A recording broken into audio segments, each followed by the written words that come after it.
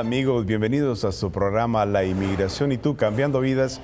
Mi nombre es Carlos Pereira, soy director en la Florida para la Iniciativa Libre y hoy pues vamos a tener un programa interesante. Vamos a estar hablando de los últimos temas que están pasando con el tema de inmigración, que realmente son bastantes, y para discutir hoy todos estos temas tenemos una buena invitada, María Herrera, abogada experta en asuntos de inmigración. María, buenos días. ¿De qué vamos a hablar hoy? Buenos días, Carlos. Encantada de volver a esta casa. Vamos a hablar un poquito de la carga pública, ¿no? Y también de esas nuevas normativas que requieren un seguro de salud, la situación en la frontera y todo lo que nuestros televidentes quieran contarnos. Excelente. Y tenemos... y vamos a abrir las líneas también para que Perfecto. Si alguien tiene preguntas pueda hacerlo. Recuerda que estamos por María Visión, Jesus Christ Network Channel, y nos pueden mirar en Concast, en canal 235. Y vamos a entrar de una vez en la conversación.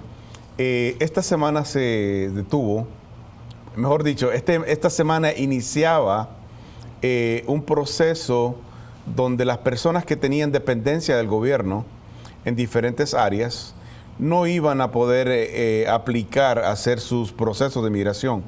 O mejor cambiemos el lenguaje, iban a poder aplicar, pero se les iba a implementar una regla donde eventualmente tenían que terminar pagando una fianza para poder traer a sus familiares. Esto lo bloqueó un juez de Nueva York. Cuéntanos dónde estamos con eso y por qué pasó esto. Perfecto, sí, esa nueva normativa ha sido bloqueada por un juez en Nueva York y parece que no va a entrar en vigor esa nueva regla de carga pública. Entonces volvemos al paso anterior en el que se aplica simplemente la normativa de la Ley de Inmigración y Ciudadanía, y eso va a ser un alivio para muchas personas que estaban realmente preocupados con el incremento de dinero que tenían que demostrar y de fondos al gobierno de Estados Unidos para inmigrar y traer a sus familiares más cercanos. Interesante, entonces, pero también hay que evaluar y hay que estar un poco consciente también que cuando tú estás en la posición de residente o ciudadano pidiendo familiares, tú tienes también que tener tus declaraciones de impuestos buenas, porque cuando tú estás solicitando familiares y tienes que estar pidiendo a terceras personas que te sirvan de sponsor, la mayoría de las personas hoy tienen una negativa. Claro. Porque es una responsabilidad por 10 años y es una responsabilidad básicamente legal y federal. Es un tema bastante complejo. Entonces mi consejo para todas aquellas personas que estén solicitando familiares, que hagan sus buenas declaraciones, que sí. Declaren todo su income. Y esto no solamente les beneficia en el tema migratorio, también el tema económico. Cuando una persona está haciendo sus buenas declaraciones de impuestos, califica para comprar vivienda, califica para obtener créditos, y incluso esto te puede ayudar si tienes un negocio a mejorar las operaciones de tus negocios. Así es que es importante que estemos conscientes que aunque la ley de alguna manera esté bloqueada, nos están dando un anuncio de que esto puede regresar, ¿sí o no? No, absolutamente. Tienen que seguir el consejo de Carlos. Es muy importante hacer unas buenas declaraciones de impuestos porque a la larga eso les va a afectar. Es decir, si ustedes piensan traer a sus hermanos, a sus hijos, a sus esposas, tienen que estar al día con el IRS, con Hacienda, tienen que hacer buenas declaraciones de impuestos y también, como tú dices, Carlos, tienen que potenciar su negocio y para eso hay que tener un buen crédito y buenos taxes reportados. Así mismo es. Entonces, los invitamos a que hagan sus declaraciones de impuestos de forma correcta para que eviten el hecho de estar asustados en el momento que ustedes tienen peticiones familiares y que sus familiares de alguna manera no puedan venir rápido. Correcto. Por estas situaciones. María, han habido ciertos acontecimientos en la frontera. Las personas que están de alguna manera paradas en sus procesos han tomado ciertas acciones de querer cruzar de forma violenta la frontera, y eso genera ciertos escenarios complicados básicamente detienen los procesos. Cuéntanos qué está pasando con todo esto. Sí, es algo muy, muy negativo, ¿no?, para el sistema de inmigración y para nuestro país, porque en esta semana yo tenía varios clientes que estaban esperando sus cortes en Brownsville, Texas, y nos contaron que, bueno, de hecho, teníamos una llamada, una videoconferencia, nosotros íbamos a asistir a este juicio telefónicamente y entonces a las 4:30 los citan a ellos en el puente para entrar en Estados Unidos. ¿Y qué pasa? Que a las 9 yo no recibo ninguna noticia de ellos y luego contactamos y nos contaron que había muchísimas personas desesperadas por entrar, intentaron entrar a la fuerza, los servicios de patrulla fronteriza cerraron el puente y mis clientes estaban destrozados porque ahora tienen que esperar hasta enero para tener su primera corte de Master Calendar y eso retrasa el proceso, las personas están agudizando, entonces un consejo, no intenten hacer las cosas mal, este es un país de ley y orden, entendemos su desesperación, pero es muy importante que sigan la norma y que ayuden tanto a la patrulla fronteriza y esto va en perjuicio de sus casos, no se arriesga a intentar entrar por la fuerza. Y en el programa anterior teníamos al presidente de nuestra institución, Daniel Garza, que invitaba a esos organizadores de nuestros países que motivan a hacer este tipo de acción y no es nada saludable. Y conversamos que nosotros somos un país de ley y orden, que es un país donde el Estado de Derecho es importante, donde las cosas se hacen por medio de un proceso y la gente tiene que tener paciencia. Sí. Recordemos también, son millones de personas que quieren entrar a los Estados Unidos también de forma legal. Correcto. Y la gente hace sus espacios, hace sus programas, tomar acciones como de este tipo, no solamente los está afectando, afecta a los Estados Unidos en el orden de seguridad nacional, los afecta a ellos porque al final del día, una acción de este tipo ahora los pone 6 meses más de espera. Sí. Entonces, tomaron una acción donde las citas que tenían ya programadas para ahora han sido programadas para 6 meses. Es una cosa bastante complicada. ¿Quién salió perdiendo al final del día por una acción de este tipo? Ellos mismos, tristemente. Y no solo eso, las personas que intentaron entrar a la fuerza están siendo deportadas. O sea, ya no les dan el permiso ni siquiera para entrar porque se utiliza la fuerza y entonces inclusive en México, y lo vemos mucho, han sido muchos cubanos y muchos inclusive centroamericanos que han sido deportados de México en el último año y medio en números récord absolutos por andar en marcha, por no pedir los permisos para transitar, por intentar entrar en la fuerza. Eso no está justificado y no se lo recomendamos. Entendemos su desesperación, pero en este país especialmente es un país donde eso no funciona. Sí, los invitamos a que hagan las cosas correctas. Si tomaron la decisión de venirse a los Estados Unidos, eso necesita una planificación. Sí. Y si decides venirte de la forma incorrecta, que es cruzando la frontera, pues por lo menos tengan un plan. Sí. Y eso es costoso. A cualquier persona que se vaya 2 días de la casa, le cuesta dinero, estamos hablando de hospedaje, totalmente, comida, transportación, no digamos estar 6 meses parado en un sitio. Entonces, les invitamos a que piensen, que si toman este tipo de decisión, lo planifiquen y también no arriesguen la vida de sus hijos, porque importante. Tristemente miramos niñitos a veces recién nacidos o mujeres embarazadas en estos procesos. Entonces, ¿cuál sería tu mejor consejo para una persona que está en estas condiciones, María?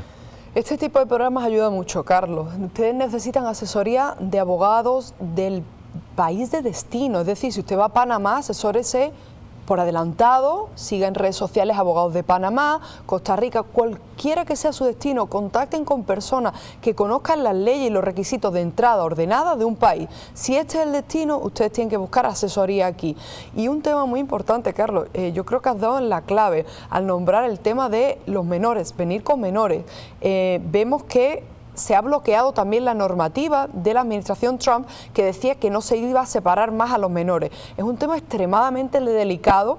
¿Y qué ha pasado? Que realmente hay un acuerdo vinculante y ellos dicen, la judicatura dice que se tiene que mantener a los niños solo durante 20 días en los centros de detención. Por lo tanto, que ustedes conozcan que si llegan con menores, los menores solo van a poder estar 20 días en un centro de detención. ¿Y qué pasa en esos casos? Que si usted no viene con sus pasaportes, con sus documentos de que ha sido perseguido, con su visado, entonces van a estar más tiempo en los centros de detención y los menores van a ser puestos de nuevo en albergue o orfanato en el peor de los casos y van a ser separados. Entonces hay que hacer un intento por evitar poner en peligro la vida de sus hijos. Una vez que usted está aquí, eso le pasa a muchos venezolanos, cuando usted ya tenga el asilo, cuando ya le hayan aprobado, usted pide a sus menores, pero no se arriesguen porque en el peor de los casos van a tener a su hijo, a sus menores en Washington State, en New York, y usted va a estar detenido en un centro en Texas, Nuevo México, Arizona. Esa es la realidad que tenemos hoy en día. Y es un punto bastante triste.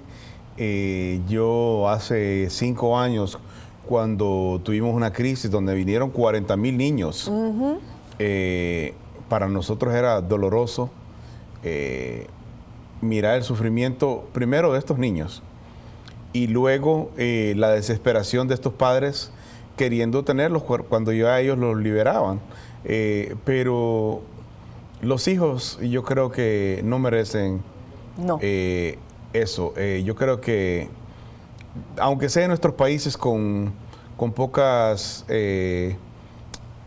cosas, comiendo humildemente nuestro arroz, nuestros frijoles, nuestro pollo y trabajos humildes, nosotros podemos educar y darle buenos principios y buena formación y esa salud mental que los niños necesitan.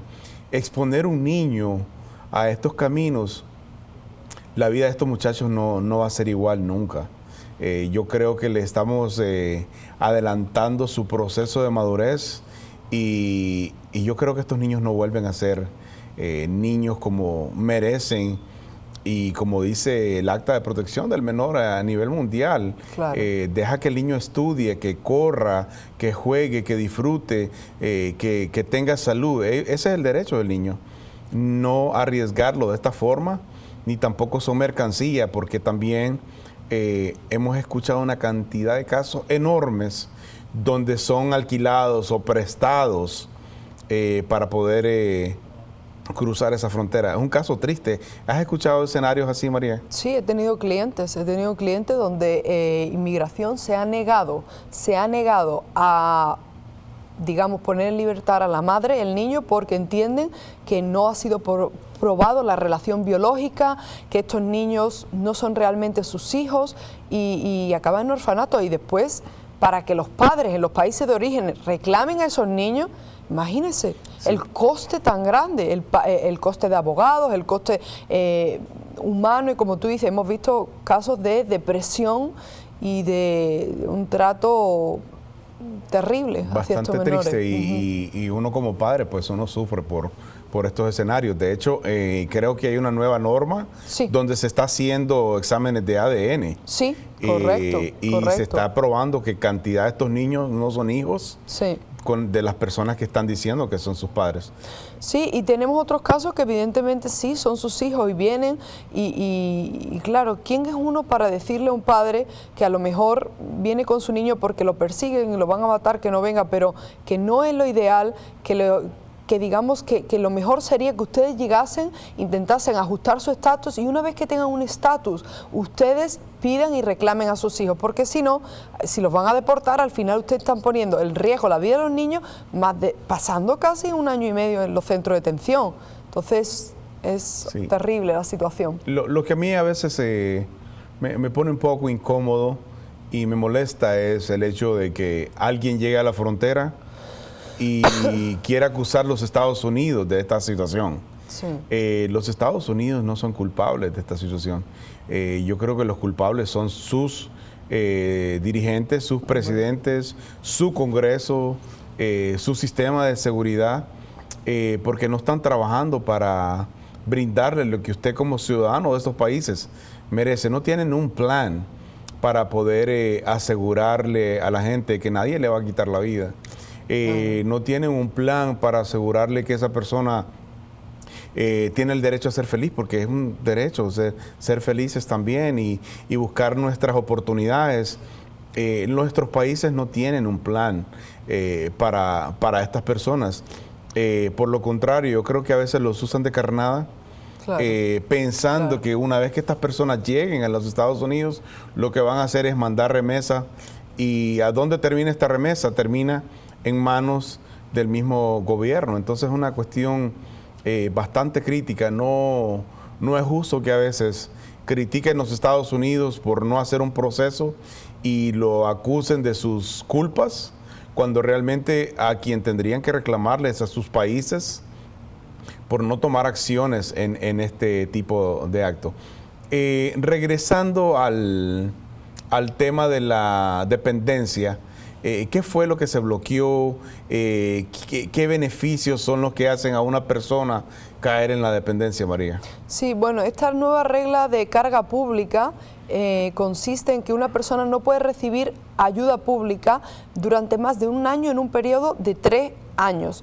Y además incluye ahora, por ejemplo, ayudas del tipo sección 8, Food Stamp, Medicaid, no incluye los tratamientos de emergencia y tampoco aplica a muchas personas, por ejemplo, que hayan sido víctimas de tráfico humano, no aplica a los asilados, refugiados, a los TPS, a las personas que piden, por ejemplo, residencias basadas en la ley de ajuste cubano, es decir, hay muchas excepciones, pero todo esto ha quedado bloqueado y volvemos al inicio de partida, que no es nada más que el oficial en un consulado o una embajada va a tener discreción para decirle a usted si usted, digamos, representa una carga pública y denegarle la entrada. Pero esta nueva normativa da un poquito más de discrecionalidad e incluye otro tipo de ayudas, ¿no? Entonces, eso es lo que se bloquea y no sabemos qué va a pasar. ¿Cuánta normativa está pendiente de revisión por los tribunales de apelación, por el Tribunal Supremo? Nos queda una larga lucha en estos años. Claro, y yo creo que hay que enviarle un llamado a nuestros congresistas y senadores federales. Yo creo que el parálisis que tenemos en Washington, en el Congreso, es una de las situaciones que ha llevado a que el Ejecutivo tome este tipo de determinaciones y también que la Corte tenga que dar su opinión si esto es legítimo o no. Entonces, ya tenemos dos instituciones trabajando y entonces es un poco complejo de que el Congreso, que es quien tiene que regular esto, no está escribiendo regulaciones. Y no solamente es un lado del Congreso, no solamente es el ala conservadora o el ala liberal. Yo creo que ambos están en la misma posición de poder trabajar y mejorar la calidad de la condición de vida del inmigrante, de las personas que ya están aquí queriendo avanzar y vivir en una sociedad abierta y libre. Entonces yo creo que el llamado a nuestros congresistas y senadores, porque cuando ellos son electos para poder empujar los temas que afectan en sus comunidades, no para ir a pelear por el hecho de un partido u otro. Entonces es una situación bastante difícil, bastante compleja y el llamado está ahí. Yo creo que no podemos detener nuestra queja a nuestros senadores y congresistas y los invito a que llamen a sus congresistas y a sus senadores y les den este mensaje. Por favor, tome los temas que nos afectan. Hay cantidad de temas que nos afectan, las carreteras, los hospitales, en las escuelas. Tenemos una situación en las escuelas terrible de malgasto, de corrupción. Tenemos tanta cosa. El tema de inmigración. Tuvimos el Common Ground Event hace un par de semanas y analizábamos que la Internet se creó en 1990 y todo lo que ha avanzado en Internet y el tema de inmigración sigue estancado desde 1986, cuando el presidente Reagan tuvo el coraje y la determinación de pasar una reforma migratoria para millones de personas. Entonces, no significa que cada 30 años vamos a estar pasando una reforma migratoria, pero para eso está el Congreso, para regular, para poner las leyes cada día actualizadas a la necesidad que tiene el país. Porque cuando se creó la ley hace 60 años, la necesidad era menor.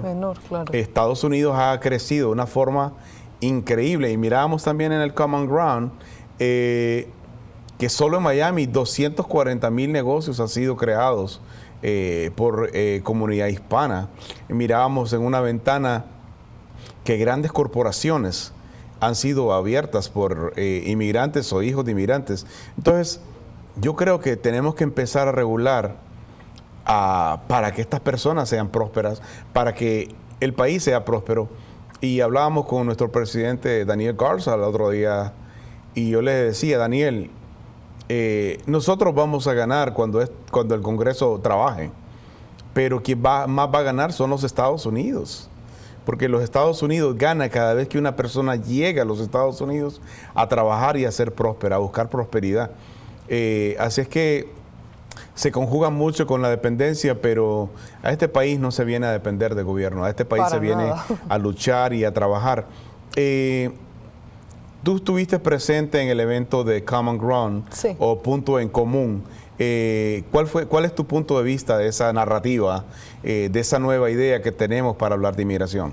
Me parece una iniciativa muy creativa, me encantó poder disfrutar con líderes comunitarios que creen que no se trata de un problema, se trata, como tú dices, de un punto fuerte, la inmigración controlada, ordenada, la inmigración que promueve el negocio en Estados Unidos, que innova, que emprende, es súper positivo. Este país, las mayores corporaciones las han fundado inmigrantes y además yo creo que se ha convertido en un tema tabú y estáis rompiendo con todos los tabúes. Es decir, ahora mismo estamos tan divididos en este país que tienes que estar de un lado o del otro y no es cierto. Yo creo que todos al final y la mayoría de nosotros que somos inmigrantes, como tú bien dices, Carlos, nosotros queremos un país de orden y ley, pero también de inmigrantes porque en este país le damos acogida a todos, somos el país más generoso del mundo y volviendo a tu punto sobre el Congreso, ¿no?, que tienen que ponerse de acuerdo para llegar. Yo creo que también es muy importante que el sistema judicial funcione y que los jueces también no se dejen llevar tanto por toda esta retórica, por todo este trasfondo político y que se vean, perturbados en su labor judicial, porque no puede haber tanta diferencia entre las sentencias, por ejemplo, de distrito, de apelación de un estado, de otro. Tiene que haber también un movimiento para que haya una consolidación del case law, de la jurisprudencia, y eso se llega a base de que el Poder Judicial también tenga un poder cada vez más fuerte en el ámbito de la inmigración. ¿Y cuál es nuestra queja? Por ejemplo, como abogados en las Cortes, que cada vez le están quitando más, posibilidades, más discreción a los jueces por todas estas normativas, estos guidelines, estas instrucciones que están viniendo desde el Fiscal General de la Nación, que se ven maniatados y que ellos ven que hay una ley de inmigración que ellos no pueden aplicar porque se mete el Ejecutivo y se mete en su labor para decirle que a partir de ahora no pueden aplicar ciertas leyes y que se deben de regir por directrices. Y eso lo vemos y es algo lo que no se habla, ¿no? Claro, y ahorita seguimos hablando de ese tipo de memorándum interno que existe porque tenemos sí, una llamada. ¿Quién nos llama y cuál es su pregunta? Sí, buenos días. Hola. ¿Cuál es su pregunta? Bueno, ¿De dónde nos llama? ¿Y cuál es su pregunta?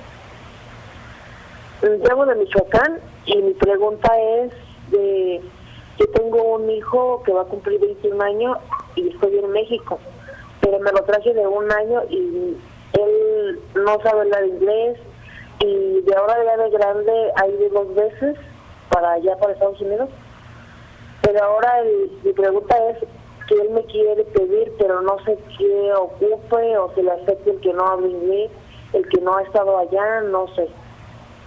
Ya. Muy buena pregunta. Escuche la abogada. Sí, buenos días, Lourdes. Si su hijo tiene más de 21 años y es nacido en Estados Unidos o naturalizado, la puede pedir.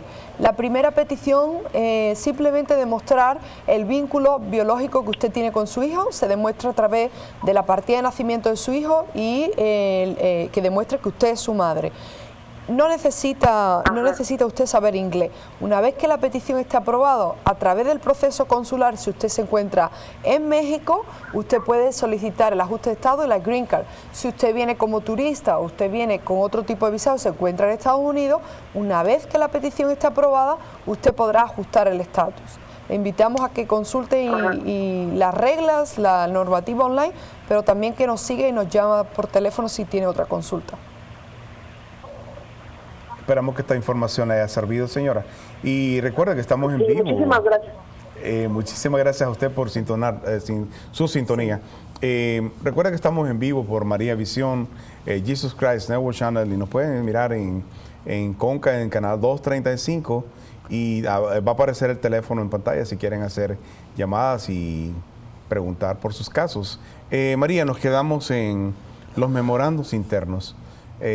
Sabemos que este tipo de lenguaje y este tipo de acción por medio de un memorándum afecta la oportunidad del juez de aplicar la ley o tener la discreción que tiene que tener. Entonces, básicamente tenemos jueces condicionados, sí, tristemente, claro, con una soga al cuello, básicamente, donde se le dice: esta es la discreción que usted quiero que usted aplique. Entonces, también hay una situación ahí difícil. Muy difícil. Y yo creo que yo creo que las cortes en cualquier nivel son intocables, son inviolables, y aparte no pueden tener una idea partidista, porque también el partidismo nos ha llevado a este punto. Totalmente. La idea de ser liberal o conservador o progresista o de otra forma, entonces está llevando a afectar la justicia. ¿Hay algún caso en particular o qué nos puedes hablar de eso, María? Bueno, y no solo durante esta administración, que quede claro, también durante las otras administraciones, pero en esta administración vemos que el gobierno está siendo atacado, digamos, demandado por muchas asociaciones civiles, por muchos grupos no gubernamentales. Entonces se está viendo en la tesitura de tener que defenderse. ¿Cómo se defiende? Uniéndose como parte a muchas demandas o emitiendo estos memorándums que vienen del Poder Ejecutivo. Entonces, casos, por ejemplo, el tema del cierre administrativo en las Cortes. Antes los fiscales, si veían que una persona no representaba un peligro para este país, que era un joven, por ejemplo, que iba a obtener el DACA, o una persona que iba a ajustar el estatus, pues se unían, por ejemplo, con nosotros, con los abogados, y le pedíamos al juez el cierre administrativo. Desde el año pasado, con el fiscal general Jeff Sessions, él emitió una orden diciendo que los jueces no podían cerrar los casos administrativamente. ¿Esto qué significa? Si no se cierra un caso administrativo, el volumen de casos en los tribunales es descomunal. Con esto, ¿qué nos ha llevado? A un atraso de 1 millón de casos judiciales en las Cortes de Inmigración. Pero mi punto es, yo entiendo, por ejemplo, una normativa como el catch and release. Oye, no nos gusta que en nuestra frontera entren, demuestre la persona, viene indocumentada, no tengo ajuste alivio, pero lo soltamos porque no podemos tramitarlo. Pero en el caso de una persona que ya lleva años en Estados Unidos, un joven, por ejemplo, que está tramitando un DACA, una persona que está casada con un ciudadano americano, que sí tiene un alivio, pues es magnífico que podamos negociar y mediar con el fiscal. Para usted no es un peligro, no, para nosotros tampoco. Nos pregunta, ¿esta persona va a ajustar? Sí, ¿cuánto tiempo? En 1 año. Estupendo, nos firman las mociones, le decimos, su señoría, cierre el caso, espere que ajuste y después le presentamos los documentos y usted otorga los alivios. Ya no es posible, ya no es posible. Y entonces, ¿qué crea? Digamos, un estrés por parte también del Poder Judicial, porque les obligan a cerrar los casos y a deportar expeditamente a los inmigrantes que pudiesen ajustar estatus. Muy interesante todo lo que estamos conversando, pero vamos a tener una llamada. Seguimos Sí, claro, con la conversación. Claro. ¿Quién nos llama? ¿De dónde nos llama? ¿Y cuál es su pregunta? Hablo de León, Guanajuato, México, y mi pregunta es, un conocido lo detuvieron allá en Estados Unidos, lo encontraron tomando y lo regresaron hacia acá, lo deportaron. Entonces lo castigaron 10 años y esos 10 años él se quedó aquí en México, ya estudió, se preparó, él ya es ingeniero. Y entonces la pregunta es, ¿a dónde él tiene que ir a pedir el perdón? Porque ahora quiere sacar su visa. Muy bien, Lucero. El perdón se pide si la persona está en el extranjero, en el país de origen. Se pide a través de la embajada. Entonces, se puede preparar aquí y normalmente los abogados especialistas en perdones siempre lo van a encontrar aquí, ¿no? No conocemos abogados americanos que viven, por ejemplo, en Honduras, México, Guatemala, pero se puede hacer aquí. Pero el perdón se tramita a través de las embajadas, el Departamento de Estado, y una vez que está aprobado, pues la persona podrá entrar. Pero es importante entender que el perdón no se puede solicitar solo, es decir, el perdón tiene que ir junto con una petición de visado o un ajuste de estatus, es decir, no porque la persona fue deportada puede pedir un perdón y va a poder entrar, sino que el perdón normalmente lo solicitan una vez que usted pide venir como turista, venir como inversor, venir como residente, y la embajada le va a decir al consulado, no, mire, ¿sabes qué? Usted lo deportaron, necesita pedir un perdón. Entonces siempre hay que combinar la petición de visado o la petición de residencia con el perdón. Muy interesante, María. Esperamos que le sirva esta información, señora. Regresando al tema de las cortes, yo creo que hay una barrera en esas cortes de inmigración, aparte de que se han influenciado los jueces, también se ha influenciado el fiscal.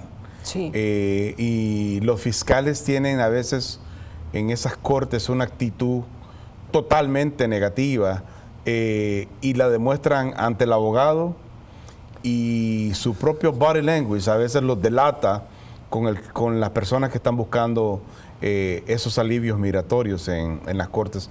Y muchas veces hay un choque con el juez y el fiscal, porque le pregunta si tiene X documento y que él está argumentando que por esa razón esa persona está ahí, y cuando le pide el juez el documento, la persona no lo tiene enfrente.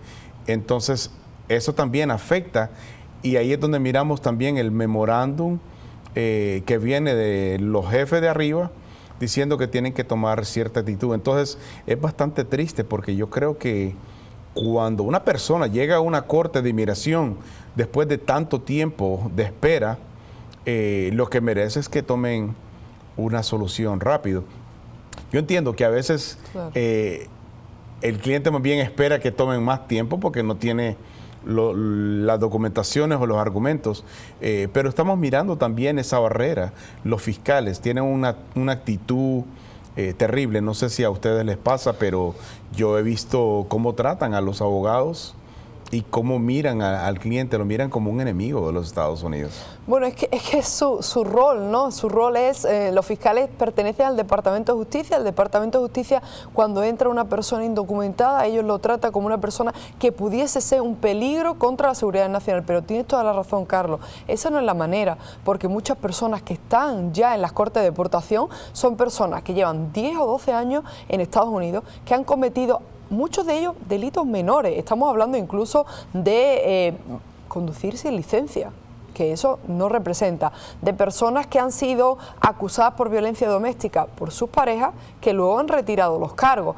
Pero el cargo más importante para ellos es la entrada indocumentada o el haberse quedado más tiempo del que le permitía su visado. Pero yo creo que los fiscales sí tienen que trabajar con los abogados y, al igual que los jueces, no dejarse influenciar por este clima tan negativo, ¿no?, en el que vivimos. Y es negativo, y hay que apuntar muy bien también, no solo es la judicatura, no solo es el poder legislativo, el ejecutivo, también hablemos de los medios de comunicación. Sí, yo nunca ceso de pedirle a los medios de comunicación que hagan, que cubran la información de manera veraz, de manera justa, y que no lleven a las personas a vivir del titular en constante estrés, porque si bien es cierto que hay, claro que sí, algunas deportaciones que a lo mejor puedan resultar desde el punto de vista del público en general injustas, en la mayoría de los casos se sigue la ley y la ley de inmigración no ha cambiado, el Estado de Derecho, la salud del Estado de Derecho en Estados Unidos es magnífica, lo vemos, el presidente dicta una orden ejecutiva, las asociaciones civiles interponen una demanda, el Poder Judicial emite, hay un contrapeso, un balance perfecto y es gracias a nosotros, a los ciudadanos, a los abogados, a los jueces, a todo.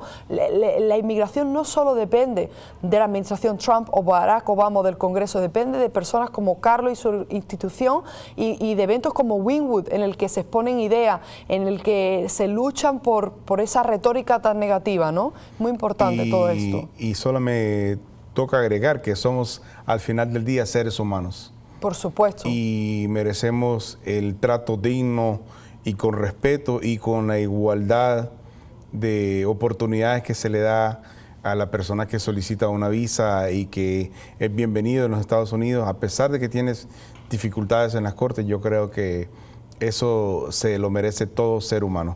Y Carlos, una cosita que añadir, no solo ese trato digno para nosotros y los inmigrantes, para las fuerzas del orden y de seguridad, para la patrulla fronteriza. Hemos visto como en Georgetown, en la facultad de Georgetown, la semana pasada, no dejaron hablar a los representantes del gobierno. Yo voy a veces a seminarios con CBP, con la patrulla fronteriza, y a ellos le hacen boo y los intentan echar. No es justo. La libertad de expresión, los derechos constitucionales, los derechos civiles aplican a todo el mundo. Son personas que están haciendo su trabajo y defendiendo y velando por la seguridad de todos nosotros.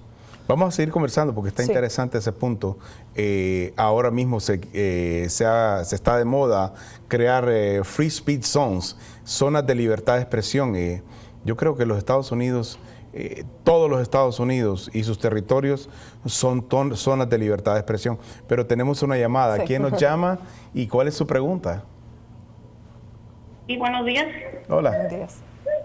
Buenos días. Sí, ¿cuál es su pregunta, señor? ¿Y dónde nos llama también? Mi pregunta, yo estoy hablando de Nayarit. Mi pregunta es que ¿cómo podría hacerle para solicitar una visa humanitaria? Muy bien, muy bien. ¿Daina se llama usted? Sí, Dalia. Dalia, estupendo. La visa humanitaria se solicita normalmente aquí en Estados Unidos o en el extranjero. ¿Qué requisitos tiene? Pues para la visa humanitaria usted tiene que, digamos, demostrar al gobierno que hay un interés mayor por el que usted, digamos, se va a saltar el proceso normal de solicitud de visado y va a venir a Estados Unidos. Por ejemplo, tratamientos médicos que solo se den en los Estados Unidos.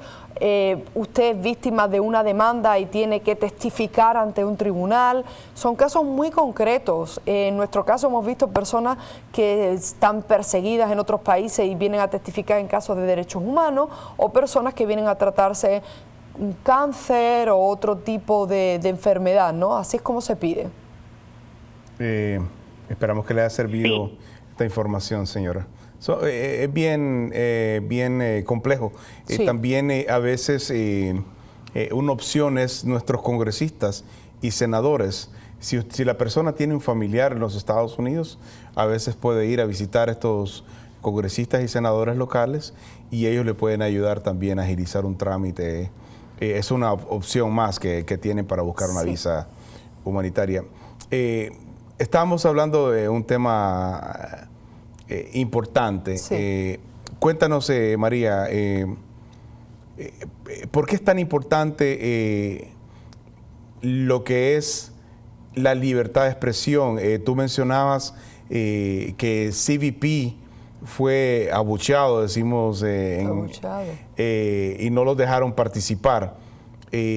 Yo creo que también merecen dejar su punto de vista.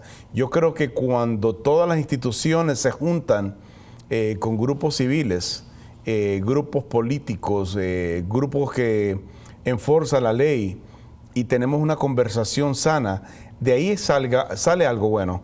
Pero estamos también teniendo situaciones en las universidades donde están creando zonas de libertad de expresión donde está regulado poder hablar de estos temas. Yo creo que en Estados Unidos, como yo mencionaba anteriormente, no tiene que existir zonas de libertad de expresión. Yo creo que todos los Estados Unidos, en cualquier rincón de los Estados Unidos, uno tiene la primera enmienda que te permite la libertad de expresión, la libertad de asociación, la libertad de prensa. Y es la primera enmienda. ¿Por qué limitarla solamente para que cierto grupo pueda dar su opinión? Eso no nos ayuda, no nos deja crecer como país. Hemos avanzado más de 300 años con esta nación que es única en el mundo. Entonces, ¿por qué crear este tipo de barrera que no nos ayuda a avanzar? Cuéntanos un poco de lo que pasó en esa universidad de Georgetown. Sí, pues el Acting Secretary, ¿no?, de Homeland Security fue a hablar y explicar exactamente la posición del gobierno, ¿no?, sobre muchísimos temas de inmigración. Y bueno, personas lo abuchearon, sacaron pancartas, no lo dejaron hablar. Tras un intento se tuvo que suspender el evento. Eso es intolerable. Lo mismo nos pasa a nosotros aquí con CBP, y yo creo que tienes toda la razón. La libertad de expresión viene regulada por la primera enmienda de la Constitución de los Estados Unidos. Nos aplica a todos. Todos nos podemos amparar en ello. Y si hay alguna entidad, alguna institución que quiera o deba limitarla, sería la jurisprudencia, es decir, sería el Poder Judicial. Y hay case law, hay casos en los que dice, bueno, usted tiene libertad de expresión, pero de tal hora a tal hora, mientras que no se violen diferentes normas de orden público, ¿no? Y yo creo que sí que es muy importante que, sobre todo, para hacer un trabajo para esas noticias falsas y esos bulos que pasan de una a otra persona, que crean el pánico en nuestras ciudades. No, que inmigración está haciendo una redada, que ahora si tú vas a tratarte al hospital te pueden llevar y te van a deportar, te van a separar de tu hijo. Ellos tienen una voz que tiene que ser escuchada. No, mire, nosotros solo podemos detener a las personas en estos casos. Nosotros tenemos derecho a acceder a su vivienda en estos casos. Es más, va en su propio beneficio escuchar que los agentes de inmigración y de la patrulla fronteriza les expliquen cómo funciona el sistema. Una anécdota, por ejemplo. Dice, hay muchas personas que dicen, no, porque si a mí no me dejan entrar o me detienen y yo pongo una queja, una denuncia contra un agente de la patrulla fronteriza, pues entonces me van a deportar. No, no solo que eso no es verdad, sino que internamente el Departamento de Homeland Security tiene la obligación de procesar todas esas quejas, y hay personas, supervisores revisando. Así que si usted tiene una queja en concreta de una discriminación, de un maltrato por un agente de la patrulla fronteriza, usted tiene el derecho y el deber también, para mantener un estado de derecho y de seguridad sano, de interponer una reclamación. Este tipo de información la dan ellos en este tipo de seminarios, y además se acerca, como tú dices, la persona humana con lo que es una institución como la patrulla, ¿no? Tenemos una llamada. ¿Quién nos llama y cuál es su pregunta? Gilberto Vélez. ¿Cuál es su pregunta, Gilberto? Sí, mire, abogado, bueno, hablo de Durango, México. Yo el febrero que viene, voy a cumplir 2 años. Yo vine, mi esposa me estaba arreglando y vine a la cita a Ciudad Juárez. Pero lo que pasa es que me castigaron por 10 años porque no declaré 2 entradas, nomás declaré 1 entrada.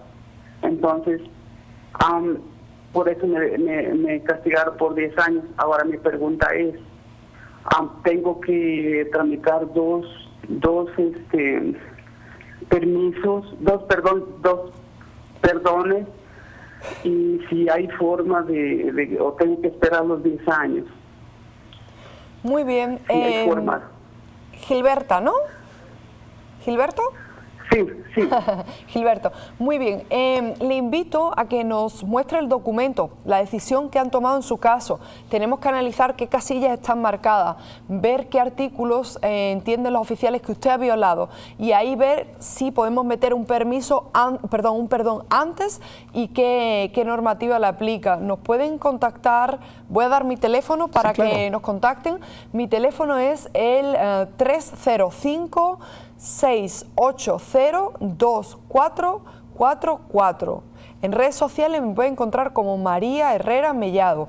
Contestamos a través de redes sociales, inclusive de WhatsApp. Nos tienen que mandar los documentos para ver exactamente qué pasó en su caso. Y guarden todos los documentos siempre, porque si no los tenemos que volver a pedir y tardamos 6 meses en recuperarlos y va en su contra, ¿no? Tome acción, señora, no se deje, no se quede esperando y recibiendo consejos equivocados. Correcto. Interesante lo de las zonas de libertad de expresión. Hace 2 años nosotros tuvimos que trabajar fuerte para matar una regulación en Tallahassee que querían implementar ciertos grupos en las universidades, donde solamente grupos con idea progresista tenían derecho de conversar o grupos con cierta idea política. Yo creo que eso no nos ayuda. Tenemos siempre que escuchar otras opiniones y no significa que vamos a cambiar de pensar de una forma u otra, pero yo creo que tenemos que estar abiertos a escuchar opiniones y eso es parte de la democracia, eso es parte de lo que nos enriquece como país, nos hace más grandes, nos hace diferentes, pero manejarnos de forma cerrada a no escuchar segundas y terceras opiniones no nos ayuda y yo creo que es un tema que tenemos que seguir luchando, como te digo, por tercera vez hoy, Estados Unidos entero y sus territorios tienen que ser zona de libertad de expresión, que donde se confunde es el libertinaje de expresión. Hay gente que quiere utilizar la libertad de expresión para denigrar, ofender o parar ciertos procesos. Entonces, tenemos que estar claros lo que es libertad de expresión con el libertinaje de expresión, que es donde entran muchos medios de comunicación hoy en día. Muy bien, Carlos, sí, me encanta ese punto. Y además tenemos que luchar todos los días. Fíjense que hay países, hay dictaduras por todas las partes del mundo y hemos perdido países, hermanos, Venezuela, Cuba, donde ya no se puede hablar de nada y eso crea digamos, un estrés y una ansiedad. Y al final, ¿en qué repercute eso? En la inmigración. María, muchísimas gracias por tu participación hoy. Nos encanta haberte detenido porque tenemos una conversación bastante abierta. No solamente hablamos de migración y de justicia y de oportunidades, hablamos un poquito más de todo esto. Muchísimas gracias por su sintonía. Sin antes, quiero invitarlos a que el sábado 26, domingo 27 nos visiten en la Ermita de la Caridad en nuestro Festival Mariano. Vengan, conozcan a nuestros abogados, hagan sus preguntas. Muchísimas gracias por su sintonía. No se olvide, sábado 26, domingo 27 en la Ermita de la Caridad aquí en Miami. Los esperamos. Muchísimas gracias por su sintonía en el programa La Inmigración y tú cambiando vidas. Que Dios me los bendiga.